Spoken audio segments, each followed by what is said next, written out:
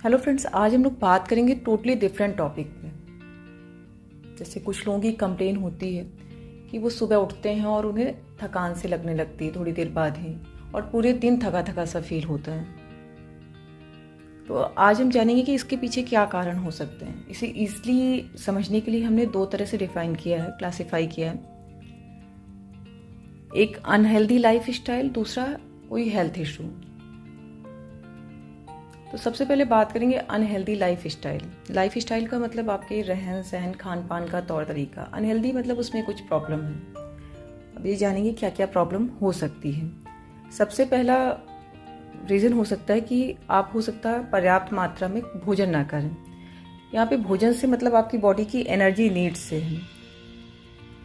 शरीर को फंक्शन करने के लिए एक मिनिमम एनर्जी की ज़रूरत होती है, जो कि हाइट, वेट, एज, सेक्स और फिजिकल एक्टिविटी पे डिपेंड करती है। ज़रूरत से कम भोजन करने पे मेटाबॉलिज्म कम हो जाता है, जिसकी वजह से पर्सन को थका थका सा लगता है। कुछ लोग वर्कलोड की वजह से ब्रेकफास्ट और लंच को अक्सर स्किप करते हैं, तो उनका मेटाबॉलिज्म स्लो हो जाता है और उन्हें थकान की शिकायत रहती है। गर्ल्स जो है डाइटिंग की वजह से भूख से कम खाती हैं, जो कि थकान का कारण है एक। अगर आप ठीक से खाना नहीं खा रहे हैं तो उसमें बॉडी में क्या क्या प्रॉब्लम आएगी अब जानते हैं उसके बारे में। बॉडी में एक तो एनर्जी नहीं होगी, काम करने की क्षमता बहुत कम हो जाएगी और रिकवरी रेट बहुत पुअर हो जाएगा। किसी इन्फेक्शन से रिकवरी रेट जो है बहुत पुअर हो जाएगा, मसल मास कम हो जाएगा। रिकमेंडेड डाइटरी अलाउंस जो है एनर्जी का, वो सेडेंट्री मैन के लिए कितना है, तो वो है 2320 किलो कैलोरी पर डे, और सेडेंट्री वुमेन के लिए 1900 किलो कैलोरी पर डे है। सेडेंट्री का मतलब ये है कि जो लोग ज़्यादातर काम अपना बैठ के करते हैं, जो ऑफिस गोइंग हैं या स्टूडेंट हैं, उनकी जो लाइफ स्टाइल है उसको सेडेंट्री कहते हैं, क्योंकि इसमें फिजिकल एक्टिविटी ना के बराबर होते हैं। दूसरा रीज़न हो सकता है पर्याप्त मात्रा में पानी ना पीना। शरीर के बहुत सारे जो मेटाबॉलिक रिएक्शन होते हैं उसमें पानी का बहुत ज़्यादा इंपॉर्टेंट रोल होता है। जिन लोगों को लंबे समय से कम पानी पीने की आदत है उन्हें थकान रहती है, क्योंकि उनका मेटाबॉलिज्म जो होता है वो स्लो हो जाता है। दिन में कम से कम 2 से 2.5 लीटर पानी पीना चाहिए, अगर आपको कोई हार्ट या किडनी की प्रॉब्लम नहीं है जिसमें पानी का रिस्ट्रिक्शन होता है। जो लोग फिजिकल एक्टिविटी करते हैं, एक्सरसाइज करते हैं, उन्हें 2.5 लीटर से ज़्यादा पानी की ज़रूरत होती है। तीसरा रीज़न है बैलेंस डाइट ना लेना। कई बार लोग भोजन तो करते हैं लेकिन उसमें सारे न्यूट्रिएंट्स नहीं होते हैं, ये भी एक थकान का कारण हो सकता है। जैसे आयरन की कमी से एनीमिया में, विटामिन B12 की कमी से भी एनीमिया होता है, और विटामिन D की कमी में थकान की शिकायत होती है। तो अब जानते हैं पहले कि बैलेंस डाइट है क्या। बैलेंस डाइट वो डाइट है जिसमें ये सारे जो न्यूट्रिएंट्स अभी बताने जा रहे हैं वो इंक्लूडेड होते हैं, जैसे विटामिन हो गया, मिनरल हो गया, एंटीऑक्सीडेंट हो गया, कार्बोहाइड्रेट हो गया जिसमें स्टार्च के साथ साथ फाइबर भी इंक्लूडेड होना चाहिए, और प्रोटीन हो गया, और हेल्दी फैट की बात करते हैं। हेल्दी फैट क्या है? अनसैचुरेटेड फैट है, जैसे ऑयल, वेजिटेबल्स ऑयल जो है, ये सब हेल्दी फैट में आता है। ये तो हो गया साइंटिफिक टर्म में कि बैलेंस डाइट है क्या। अब जानते हैं कि आम आदमी कैसे पहचाने कि उससे बैलेंस डाइट वो ले रहा है कि नहीं ले रहा है। तो इसके लिए ये सारे फूड ग्रुप उसके डाइट में इन्वॉल्व होने चाहिए, जैसे फल हो गए, सब्जियां हो गई, अनाज हो गया, डेयरी प्रोडक्ट्स में जैसे दूध, दही हो गया, प्रोटीन फूड्स होने चाहिए। प्रोटीन में क्या क्या, जैसे मीट हो गया, अंडा हो गया, फिश हो गई, बीन्स हो गए, मेवे हो गए, और दालें। चौथा कारण क्या है अनहेल्दी लाइफ स्टाइल का? पर्याप्त मात्रा में प्रोटीन ना लेना। आईसीएमआर ने जो recommended dietary allowance Indian adult के लिए डिसाइड किया है, उसके अकॉर्डिंग डेली इंटेक मैन में 60 ग्राम होना चाहिए और वुमेन में 55 ग्राम होना चाहिए। प्रोटीन को जो है मैक्रोन्यूट्रिएंट का किंग भी कहते हैं। क्यों? क्योंकि प्रोटीन का बहुत सारा रोल होता है बॉडी में, जैसे बिल्डिंग में क्या, जैसे मसल्स हो गए, कार्टिलेज हो गए, बोन हो गए, स्किन हो गया, इसके फॉर्मेशन में प्रोटीन का मेन रोल होता है। इसके अलावा हेयर्स और नेल्स का इम्पॉर्टेंट पार्ट है प्रोटीन रिपेयर करने में। कहीं भी बॉडी में टूट फूट होता है या कहीं इंजरी होती है तो उसके रिपेयर में प्रोटीन का मेन रोल है। ऑक्सीजनेट करने में कैसे? आरबीसी का जो एक पार्ट है वो प्रोटीन है, और क्योंकि आरबीसी जो है पूरी बॉडी में ऑक्सीजन ट्रांसपोर्ट करते हैं। तो इस तरह से प्रोटीन इनडायरेक्टली ऑक्सीजन ट्रांसपोर्ट में हेल्प करता है। डाइजेशन में कैसे? डाइजेशन में क्योंकि प्रोटीन से कई सारे एंजाइम बनते हैं, इस वजह से वो डाइजेशन में भी हेल्प करता है। रेगुलेट करने में बहुत सारे हार्मोन्स जो है प्रोटीन होते हैं, तो इस तरह से वो बॉडी को डिफरेंट फंक्शन को रेगुलेट करता है। प्रोटीन जो होता है भूख, क्रेविंग, लेट नाइट स्नैकिंग और कैलोरी इंटेक को भी कम कर देता है। इस तरह से प्रोटीन जो है वेट लॉस में भी हेल्प करता है। प्रोटीन मेटाबॉलिज्म को बूस्ट कर देता है और टायर्डनेस को भी कम करता है। रिसर्च के अनुसार जो हाई प्रोटीन डाइट पे होते हैं उनमें थकान कम होता है, specially branch chain amino acid में। फूड से एलर्जी होना, कुछ फूड जैसे ग्लूटेन हुआ जो कि गेहूं में पाया जाता है, इसके अलावा डेयरी प्रोडक्ट्स, एग हो गया, सोया से कुछ लोगों को एलर्जी होती है, जिसकी वजह से उन्हें rashes, digestive problem, headache, vomiting के साथ साथ फटीग का भी एक कंप्लेन रहता है। नेक्स्ट रीज़न है अनहेल्दी लाइफ स्टाइल का, बहुत ज़्यादा रिफाइंड कार्बोहाइड्रेट लेना। रिफाइंड कार्बोहाइड्रेट का मतलब है सिंपल शुगर, जैसे हो गया पिज्ज़ा, पेस्ट्री हो गया, कुकीज़ हो गया, केक हो गया, French fries, potato chips, white bread और कोल्ड ड्रिंक हो गया, सुगरी ड्रिंक, या फिर कोई फ्रूट जूस जैसा। फ्रूट जूस में जो शुगर का अमाउंट होता है उतना ज़्यादा हाई होता है जितना कि कोल्ड ड्रिंक में होता है। रिफाइंड शुगर लेने से क्या होता है बॉडी में कि सडन ब्लड शुगर बढ़ जाता है और इसकी वजह से बहुत ज़्यादा अमाउंट में इंसुलिन रिलीज होता है और फिर उसके बाद शुगर का लेवल डाउन हो जाता है और पर्सन एग्जॉस्टेड फील करता है। तो इसके लिए क्या करना चाहिए, जो रिफाइंड कार्बोहाइड्रेट और शुगर हैं उनको उस फूड से रिप्लेस करना चाहिए जिसमें फाइबर ज़्यादा पाया जाता है, अनाज वाला या फिर सब्जियां और दालों से रिप्लेस करना चाहिए।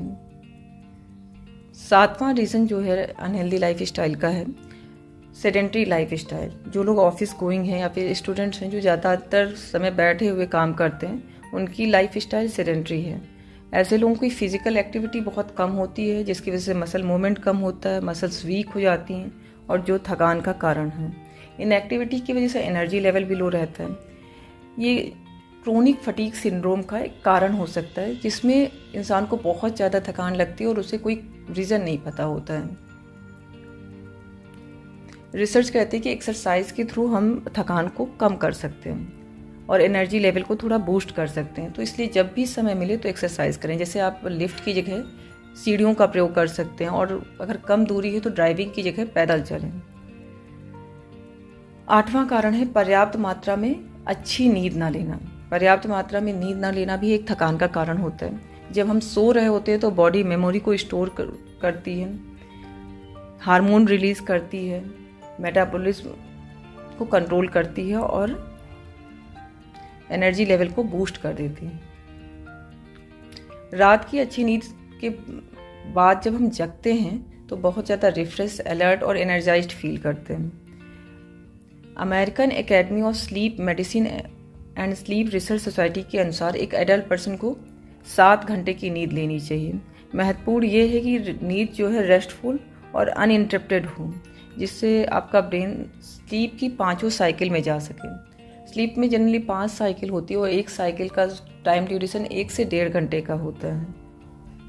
नींद की क्वालिटी और अमाउंट को इम्प्रूव करने के लिए दिन में फिजिकल एक्टिविटी करनी चाहिए और सोने से पहले पूरी तरह से रिलैक्स हो जाना चाहिए और हर रात एक समय पर सोना चाहिए। अगला कारण हो सकता है गलत समय पर सोना। कम सोने के साथ साथ गलत समय पर सोना भी थकान का कारण हो सकता है। जैसे रात के बजाय दिन में सोना सर्केडियन रिदम को डिस्टर्ब कर देता है। सर्केडियन रिदम का मतलब है बॉडी में 24 घंटे सनलाइट और डार्कनेस के रिस्पॉन्स में होने वाला बायोलॉजिकल चेंज। रिसर्च में पाया गया है कि जब नींद सर्केडियन क्लॉक से सिंक्रोनाइज नहीं होती तो क्रोनिक फटीग होता है। स्लीप एक्सपर्ट्स का मानना है कि जो लोग नाइट शिफ्ट करते हैं उनमें 2 से 5% में स्लीप डिसऑर्डर हो जाता है, जिसकी वजह से उन्हें 1 महीने या तो बहुत ज़्यादा नींद आती है या फिर नींद ही नहीं आती है। इवन 1-2 रात भी जागने पे थकान हो जाती है। दिन में सोना बॉडी के नेचुरल रिदम को अपसेट कर देता है। बॉडी क्लॉक के अनुसार रात में ही सोएं। अगला कारण है बहुत ज़्यादा चाय, कॉफ़ी पीना। बीवरेज यानी चाय कॉफ़ी में शुगर और कैफीन होता है जो टेम्परेरी एनर्जी लेवल को बढ़ा देता है। जब शुगर और कैफीन का प्रभाव खत्म होता है तो रिबाउंड फटीग हो जाता है। नेक्स्ट रीज़न हो सकता है हाई लेवल ऑफ स्ट्रेस। खुश रहने पे एंडोर्फिन हार्मोन रिलीज होता है जो फिजिकल एक्टिविटी को बढ़ा देता है। स्ट्रेस में बॉडी फ्लाइट या फिर फ्लाइट मोड में आ जाती है। ऐसे में कॉर्टिसोल एड्रेनालिन हार्मोन रिलीज होते हैं जो एनर्जी को एग्जॉस्ट कर देते हैं, जिसकी वजह से थकान लगती है। हालांकि वैसे तो ये प्रोटेक्टिव मैकेनिज्म है, लेकिन स्ट्रेस के बाद थोड़ा एग्जॉस्टेड फील होता है। स्ट्रेस को कम करने के लिए आपको जो हॉबी पसंद हो वो करिए। योग कर सकते हैं, मेडिटेशन कर सकते हैं। इस तरह से स्ट्रेस को ख़त्म किया जा सकता है। अब अगला पार्ट देखेंगे, कोई हेल्थ इशू जिसके लिए आपको किसी डॉक्टर या फिजिशियन की हेल्प की ज़रूरत हो सकती है। इसमें पहला है वायरल इन्फेक्शन। जब वायरल इन्फेक्शन से रिकवरी कर रहे होते हैं तो 1 से 1.5 महीने तक थकान रहती है, जो कि समय के साथ चली जाती है। दूसरा है डायबिटीज़। स्टडीज़ के अकॉर्डिंग हर साल 10 लाख से ज़्यादा लोग डायबिटीज़ से प्रभावित होते हैं, लेकिन उन्हें इसका पता नहीं होता और इसके शुरुआती लक्षण थकान है। तीसरा है किडनी प्रॉब्लम। भारत में से 10 में से 1 व्यक्ति जो है किडनी प्रॉब्लम फेस कर रहा है। इसमें फीमेल का नंबर ज़्यादा होता है। इसमें भी जो सिम्टम है वो थकान है। फिर है हाइपोथायरॉयडिज्म। जो फीमेल 30+ है और उन्हें हमेशा थकान की शिकायत रहती है तो उन्हें हाइपोथायरॉयडिज्म हो सकता है। डिप्रेशन। हर साल 6% से ज़्यादा लोग डिप्रेशन से प्रभावित होते हैं। जिन लोगों में डाइजेस्टिव इशू होता है उनमें हेल्दी लोगों की तुलना में एंजाइटी और डिप्रेशन ज़्यादा देखा गया है। डिप्रेशन के लक्षण है नींद ना आना, भूख ना लगना, मूड बहुत ज़्यादा खराब होना, दुखी सा फील होना, किसी काम में मन ना लगना, हमेशा थका हुआ फील करना। इसके लिए किसी साइकोलॉजिस्ट से मिलें।